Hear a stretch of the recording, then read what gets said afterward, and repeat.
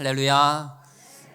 좋은 날씨 가운데서 주 앞에 나와 예배하는 모든 분들을 축복하고 환영합니다. 우리 서로 바라보시면서 인사하겠습니다. 잘 오셨습니다. 이렇게 인사하시죠.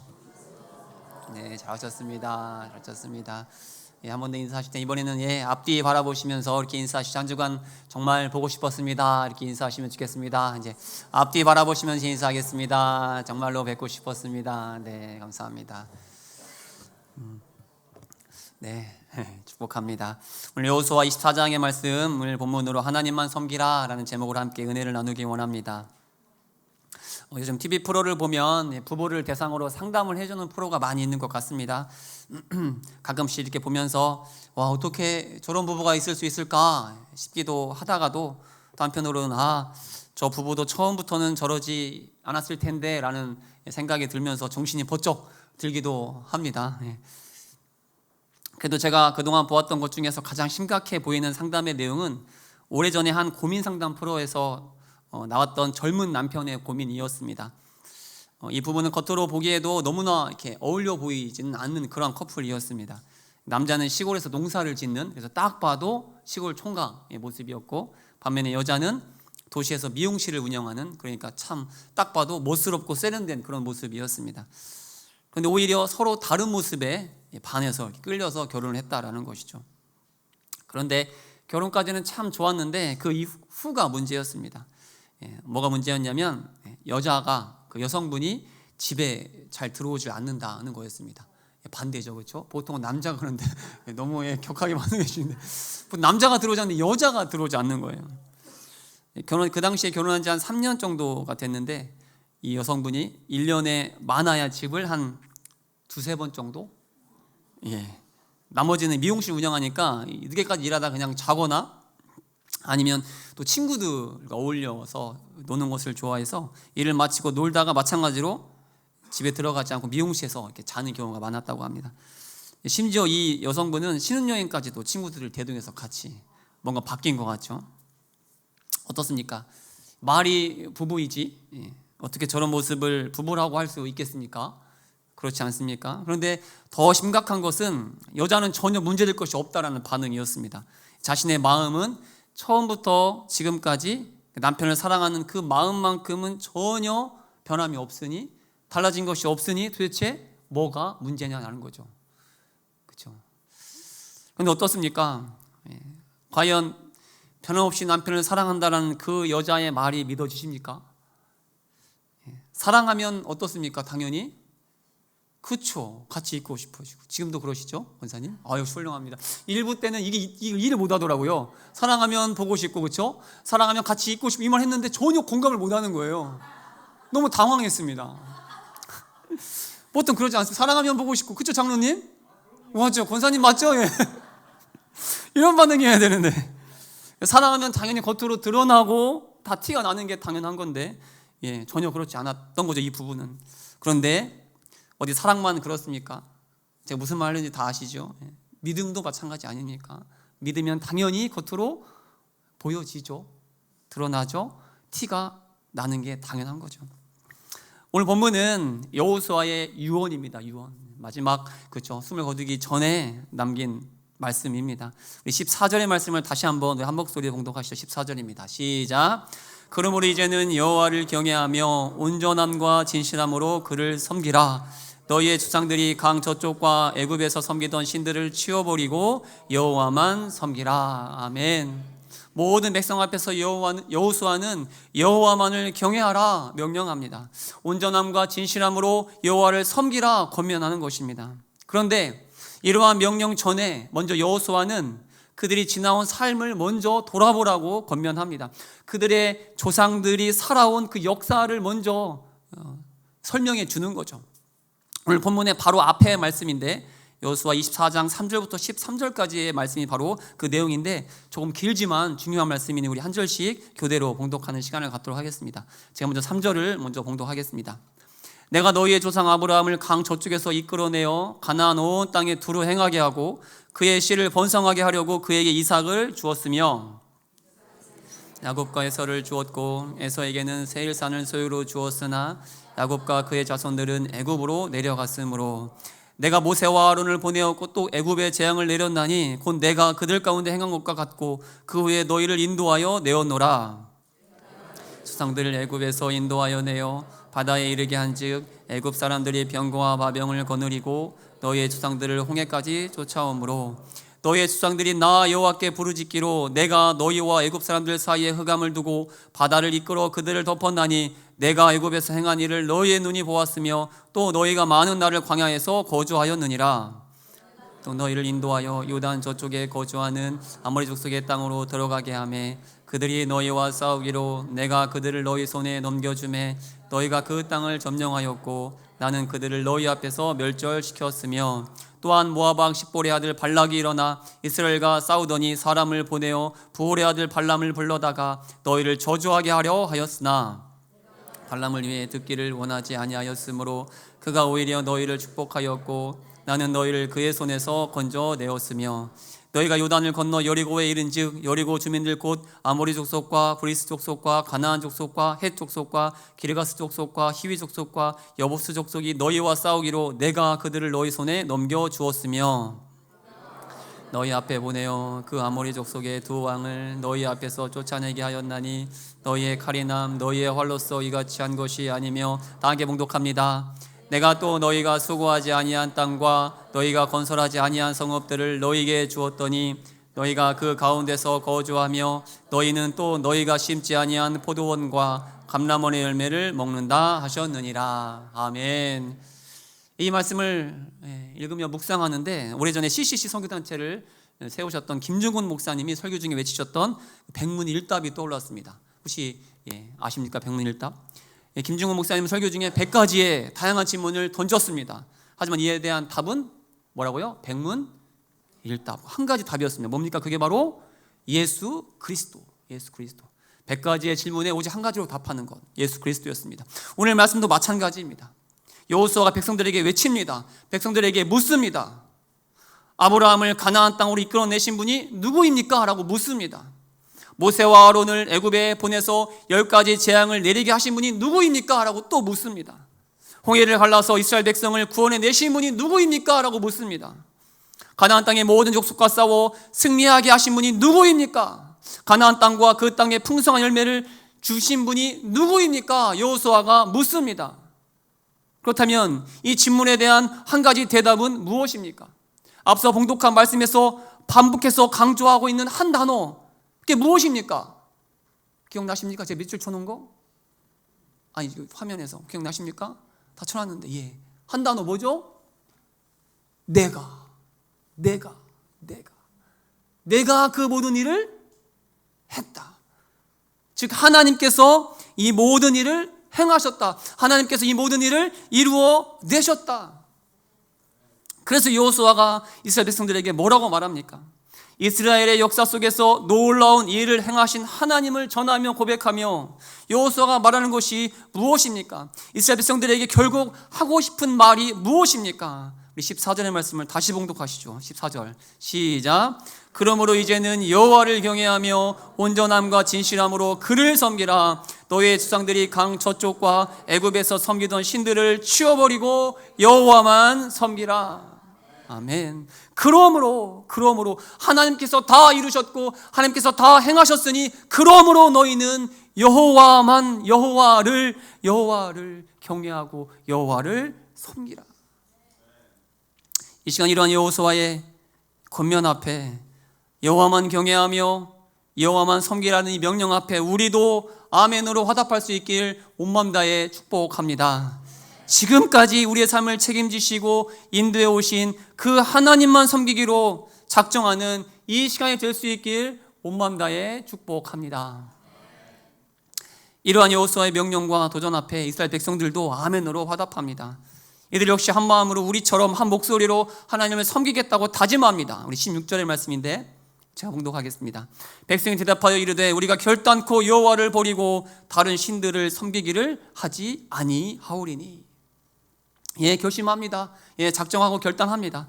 그런데 참 이해할 수 없는 것은, 참 당황스러운 것은 이러한 백성들의 결단에 대한 여호수아의 반응입니다.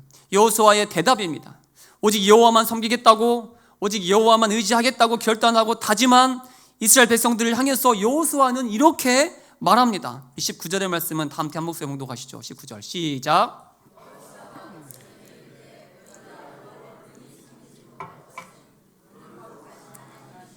질투하시는 하나님이시니 너희의 잘못과 죄들을 사하지 아니하실 것임이라. 아멘. 뭐라고 말합니까? 아니 너희들은 하나님을 섬기지 못할 거야. 아니 너희들은 하나님을 온전히 믿지 못할 거야. 이렇게 여호수아가 말하는 겁니다. 여호와를 섬기라고 해서, 여호와를 믿으라고 해서 그렇게 하겠다고 결단하고 다짐했더니 여호수아가 하는 말이 뭡니까? 아니 너희들은 그렇게 하지 못할 거야. 이게 무슨 소리입니까? 왜 여호수아는 너희들은 하나님을 섬기지 못할 것이라고 그렇게 말하는 겁니까? 그 이유가 뭡니까? 그렇게 말하는 이유를 우리는 뒤이은 말씀을 통해 확인할 수 있는데 바로 23절의 말씀입니다. 23절의 말씀도 다 함께 봉독하시죠. 시작. 여호수아가 이르되 그러면 이제 너희 중에 있는 이방신들을 치워버리고 너희의 마음을 이스라엘의 하나님 여호와께로 향하라 하니. 아멘. 예, 하도 많이 얘기해서 저희 아내와 만난 이야기를, 그렇죠? 저희는 신학대학원 3학년 1학기 때 결혼을 했습니다. 그런데 이제 학부를 다닐 때에도 아내의 얼굴은 알았지만 개인적으로 어떤 관계가 있었던 건 아니었습니다. 그러다가 대학원에 입학해서 같이 수업을 들으면서 얼굴도 알게 되었고, 또 제가 친했던 형들과 또 아내가 친했기 때문에 그렇게 몇 번 어울리기는 했습니다. 그래서 시간상으로 한 3년, 4년 정도는 알고 있는 상황에 있다가 이제 교제하고 7개월 만에 결혼을 하게 된 거죠. 그래서 제가 의도하지 않게 아내에 대해서 알게 된 사실이 있습니다. 바로 아내의 과거입니다. 과거. 특히 누구와 교제를 했었는지에 대해서 제가 알게 된 거죠. 유독 CC였더라고요. 캠퍼스 커플이 있었습니다. 그렇게 알게 된 형제가 한 2명 정도였던 것으로 기억하는데, 제가 모르는 형제가 더 있을지 모르겠지만 하여튼 2명은 확실히 알고 있습니다. 물론 저를 만나기 전의 일이었고 저 역시 아내한테 그 당시에 관심이 없었기 때문에 전혀 문제가 되진 않았습니다. 그런데 문제는 결혼 후였습니다. 결혼 후가 문제였습니다. 물론 우연히 아내의 작은 보관함에서 금목걸이를 발견했습니다. 분명히 제가 사준 건 아니었습니다. 왜냐하면 딱 봐도 비싸 보이는 진짜 금이었기 때문입니다. 저는 금을 사줄 만한 그때 재력이 전혀 없었습니다. 그 당시에. 저희 집요한 추궁 끝에 아내는 전 남자친구가 사준 목걸이라는 것을 실토했습니다. 제가 이미 알고 있는 그 남자, 아니 그놈 중에 한 명이었습니다. 물론 결혼 전에 저 만나기 전에 받은 선물이기 때문에 그럴 수도 있다라고 생각은 했습니다. 하지만 결혼했지 않습니까? 한 남자의 아내가 되었으니 이제는 어떻게 해야 하겠습니까? 당연히 그 금목걸이를 처분해야 하는 거죠. 깔끔하게 결혼 전에 모든 그 과거를 다 정리해야 하는 거죠. 저는 싹 다 정리했습니다. 저 좋다는 여자 다 연락처 다 끊고 다 삭제했습니다. 그런데 아내는 그렇지 않았던 거죠. 그래서 그놈이 준 목걸이를 보면서 제가 화가 났던 겁니다. 아내에게도 화가 났던 거죠. 그래서 저는 그 목걸이를 한 손에 쥐고 또 다른 한 손으로 아내의 손을 붙잡고 집을 박차고 나왔습니다. 전 뒤도 돌아보지 않고 길을 나섰죠. 아무리 아내가 말려도 저는 한마디 대꾸도 하지 않고 곧장 직진했습니다. 그리고는 그 금목걸이를 팔아서 그 판돈으로 소고기를 사서 그날 저녁 아내와 함께 맛있게 구워 먹었습니다. 원래는 돼지고기만 사도 감사할 뻔했는데 생각보다 그 금목걸이가 비싼 거여가지고 무려 소고기를 사서 먹을 수 있어서 참 행복했던 시간이었습니다. 네, 제가 무슨 말을 하려는지 아시죠? 여호와만 섬기기로 했다면, 여호와만 믿기로 했다면 어떻게 해야 합니까? 말로만 섬깁니다, 말로만 믿습니다라고 하면 됩니까? 전 남친한테 받은 금목걸이는 진작에 가져다 버려야 하지 않습니까? 아니 진작에 팔아버려야 하지 않겠습니까? 깔끔하게 과거를 정리하는 삶의 모습이 있어야 하지 않습니까? 그런데 지금 여호수아의 눈에 보인 것이 무엇입니까? 이스라엘 백성들이 말로는 하나님만 섬기겠다고 하면서도, 말로는 여호와가 하나님이시라는 고백을 하나님 앞에 올려드리면서도 여전히 그들의 집에, 그들의 장막에, 그들의 삶 가운데에 버젓이 여호수아의 눈에 보인 것이 무엇입니까? 다시 23절의 말씀 봉독하시죠. 시작. 여호수아가 이르되, 23절입니다. 다시 봉독하시죠. 시작. 여호수아가 이르되 그러면 이제 너희 중에 있는 이방신들을 치워버리고 너의 마음을 이스라엘 하나님 여호와께로 향하라 하니. 아멘. 그렇습니다. 여전히 여호수아의 눈에는 그들의 집에, 그들의 동네에, 그들의 삶 속에 버젓이 놓여있는 뭐가 보였습니까? 이방의 신상이, 우상이 보였던 겁니다. 여전히 정리되지 않은 그들의 과거가 우상이 여호수아의 눈에 보였던 겁니다. 그래서 여호수아가 말합니다. 하나님만을 섬긴다면, 하나님만을 믿는다면, 그리고 그것이 분명 사실이라면 먼저 너의 삶으로 보여라. 너의 삶으로 증명해라. 그러니 지금 당장 어떻게 하라는 겁니까? 너희들이 섬기고 있는 그 이방 신상을 당장 치워버려라. 우상을 모조리 버려버려라. 저에게 충격적으로 다가온 글이 있었습니다. 그래서 몇 번 설교 중에 인용했었는데 바로 이런 글입니다. 이스라엘이 하나님을 섬기지 않은 적은 없었다. 문제는 하나님만 섬기느냐 하나님도 섬기느냐이다. 누가 당신의 주인인가? 저도 몰랐습니다. 다시 보니까 성경에 기록된 이스라엘의 역사를 보면 이들이 하나님을 떠난 적이 한 번도 없었다는 겁니다. 하나님을 철저히 외면한 적이 한 번도 없었다는 겁니다. 하지만 그럼에도 문제는 무엇입니까? 열왕기상 18장 21절의 말씀, 우리 다 함께 봉독하시죠. 시작. 엘리야가 모든 백성에게 가까이 나아가 이르되 너희가 어느 때까지 둘 사이에서 머뭇머뭇하려느냐? 여호와가 만일 하나님이면 그를 따르고 바알이 만일 하나님이면 그를 따를지니라 하니 백성이 말 한마디도 대답하지 아니하는지라. 이스라엘 백성을 향한 언제까지 이 둘 사이에서 머뭇하려느냐? 이 엘리야의 외침이, 이 엘리야의 일침이 바로 이스라엘 모든 역사의 현 주소였다라는 겁니다. 그 외침 가운데에 한마디도 대답하지 못했던 그들의 모습이 그들의 현 주소였다는 겁니다. 그래서 지금 여호수아가 외칩니다. 명령합니다. 하나님만 섬기라. 하나님 도가 아니라 하나님만 섬기라.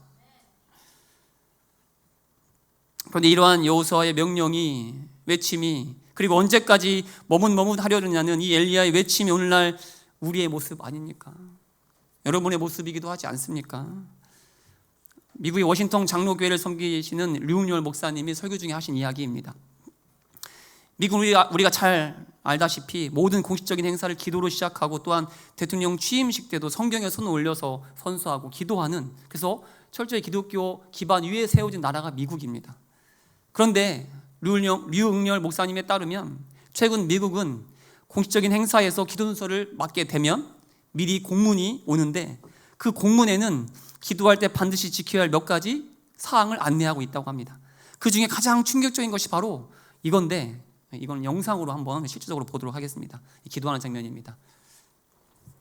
We pray for divine favor upon our president, Joseph R. Biden, and our First Lady, Dr. Jill Biden, and their family.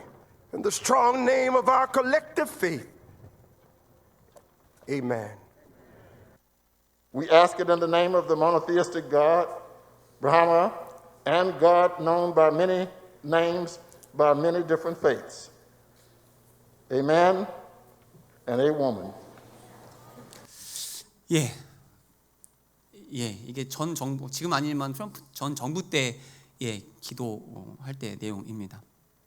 그렇습니다. 공문에 안내된 기도할 때 반드시 지켜야 할 것은 뭡니까? 바로 절대로 예수님의 이름으로만 기도하지 말 것. 그래서 지금 뭐라고 기도합니까? 저분들이 나름 미국에서 인지도가 있는 목사님들입니다. 이상한 이단이 아닙니다. 뭐라고 기도합니까? 다양한 종교의 이름으로 기도합니다. 심지어 이 모든 것을 유일하신 신 브라만 혹은 다른 다양한 종교에서 다양한 이름으로 불려지는 신의 이름으로 기도합니다. 예수님의 이름으로만 기도하지 못하고 있는 겁니다. 이게 불과 몇 년 전의 일입니다. 그런데 이 현실이 단지 미국의 모습일 뿐입니까? 미국만 저렇게 타락했습니까? 우리 역시 기도는 예수님의 이름으로 하지만, 그래서 하나님을 믿는다고 하지만, 하나님을 섬긴다고 하지만, 우리도 삶 속에서는 하나님도 섬기는 믿음으로 살아가고 있지는 않습니까?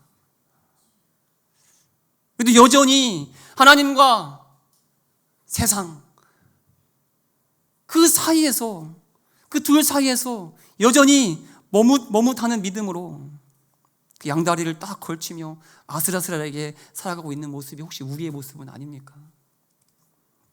그래서 여호수아가 그런 이스라엘 백성을 향해서, 그리고 오늘 우리를 향해서 분명히 이렇게 외칩니다. 이렇게 강력히 도전합니다. 다시 23절인데 여호수아가 이르되 그러면 하나님을 믿는다면, 하나님을 섬긴다면 이제는 지금부터는 너희 중에 있는 이방신들을 당장 치워버리라. 그렇다면 지금 여러분의 이방신들은 무엇입니까? 우리가 치워야 할 우상은 무엇입니까? 팀 켈러 목사님의 책 만들어진 신이라는 책을 보면 우상에 대해서 이렇게 설명을 합니다. 제가 읽어드리겠습니다. 우상이란 무엇인가? 무엇이든 당신에게 하나님보다 더 중요한 것이다. 무엇이든 하나님보다 더 크게 당신의 마음과 생각을 차지하는 것이다.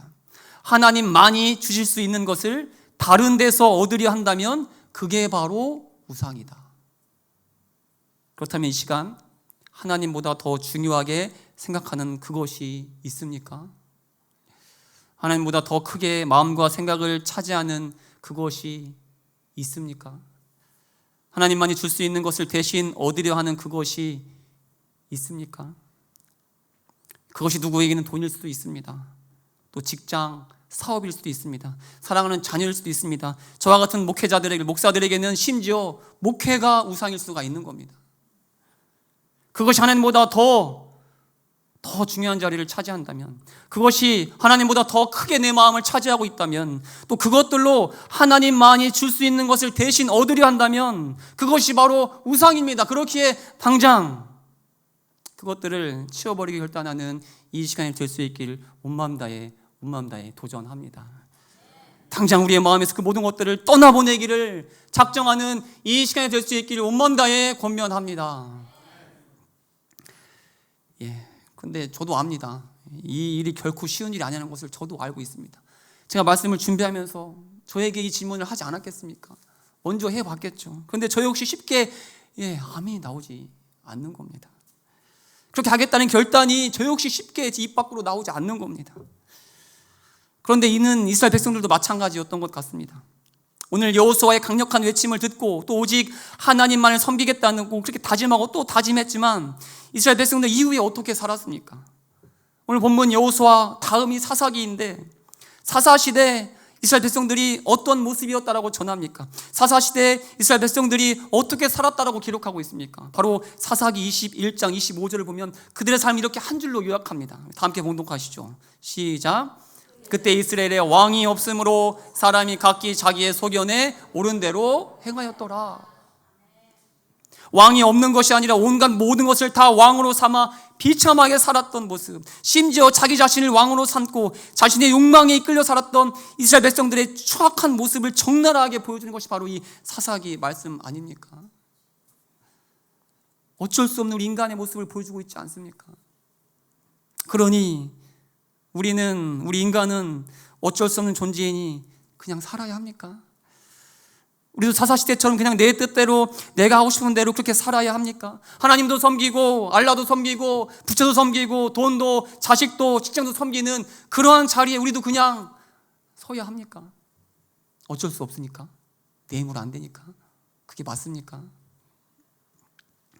한 목사님이 자신이 신학생 때 겪었던 일을 기록한 글을 본 적이 있습니다. 오늘 밤 늦은 시간 한 친구가 연락이 왔습니다. 고민 상담을 하고 싶다는 내용이었습니다. 늦은 시간에 왔으니까 얼마나 심각한 고민일까 걱정하는 마음으로 그 친구의 이야기를 들어주었습니다. 그런데 하는 말이 좋아하는 사람이 생겼다는 겁니다. 그 애한테 프로포즈를 해야 되는데 어떻게 해야 되겠냐고. 너무 어이가 없지 않습니까? 그래서 한마디 하고 돌려보내려고 했는데 그 이유가 문제였습니다.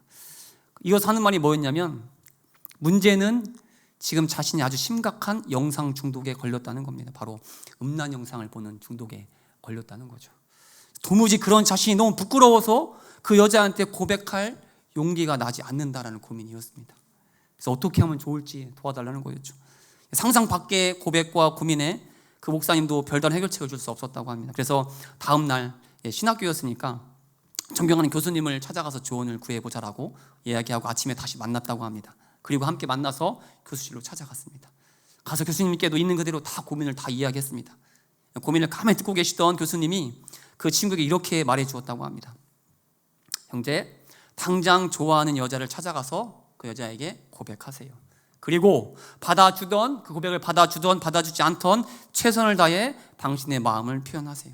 때로 선물도 사서 주고 때로 편지도 써서 주고 그렇게 최선을 다해 그 여인을, 그 여자를, 그 자매를 사랑하세요. 이게 조언이었고 이게 해결책이라는 거죠. 이후 그 목사님은 그 이야기를 잊고 지냈다고 합니다. 그러다가 1년쯤 시간이 흐른 뒤에 다시 일이 생각나서 그 친구에게 연락을 했습니다. 그런데 그 친구가 하는 말이 그날 교수님의 조언대로 당장 좋아하는 여자를 찾아가서 고백했다고 합니다.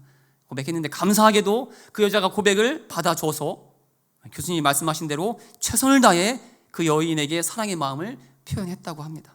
선물도 사다 주고 연애 편지도 써서 주고 또 수시로 찾아가서 만나서 데이트도 했다고 합니다. 할 수 있는 한 최선을 다해 그 여인을 사랑한 거죠. 그랬더니 그렇게 지내다 보니 어떻게 됐습니까? 어느 날 더 이상 음란 영상을 보지 않는 자신을 보게 되었다는 거죠. 아니, 볼 생각조차 들지 않았다는 겁니다. 왜냐하면 여인을 향한 그 마음이, 사랑의 마음이 그의 마음을 가득 채우고 있었기 때문이죠.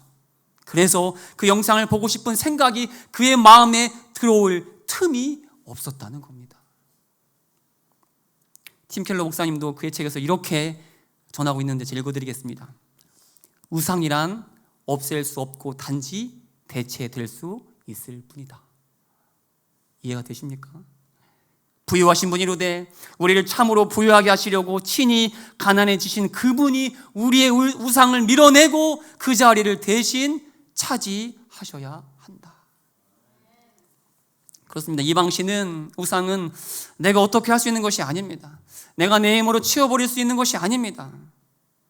내 마음의 자리에 하나님을 모실 때, 내 마음의 중심을 하나님께 내어드릴 때, 그때 이방신은, 그리고 우리를 유혹하고 시험하는 우상은 자연스럽게 밀려 나가게 되는 거죠.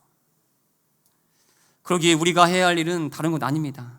한 여인을 누구보다 열심히 사랑할 때, 그래서 그녀를 위해 열심히 편지도 쓰고 그녀가 좋아하는 것이 무엇인지 생각하고 또 그것을 사다 줄 때, 그렇게 매일 매순간 그녀를 생각할 때에 그렇게 그녀를 향한 마음으로 가득 차서 자연스럽게 그 욕망이라는 우상에서 벗어날 수 있었듯이 우리도 우리의 마음을 하나님에 대한 것으로 가득 채울 때, 바로 말씀을 읽고 묵상함으로, 또 기도의 자리를 지킴으로, 무엇보다 오늘처럼 하나님을 높이는 예배 자리를 통해서 우리는 너무나 자연스럽게 하나님도 섬기는 자가 아니라 하나님만 섬기는 자로 살아낼 줄 믿습니다.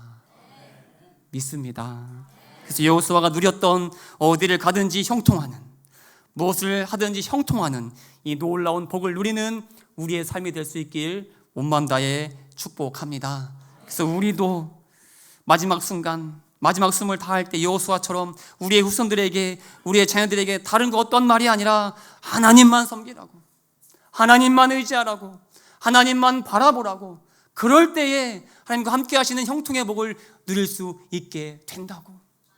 나의 삶을 보라고, 아버지, 어머니, 나의 평생의 삶을 보라고. 그러니까 너희들도 하나님만 섬기라고 꼭 유언을 남기시는 우리 모두가 될 수 있길 온마음 다해 축복합니다. 다 함께 기도하시겠습니다.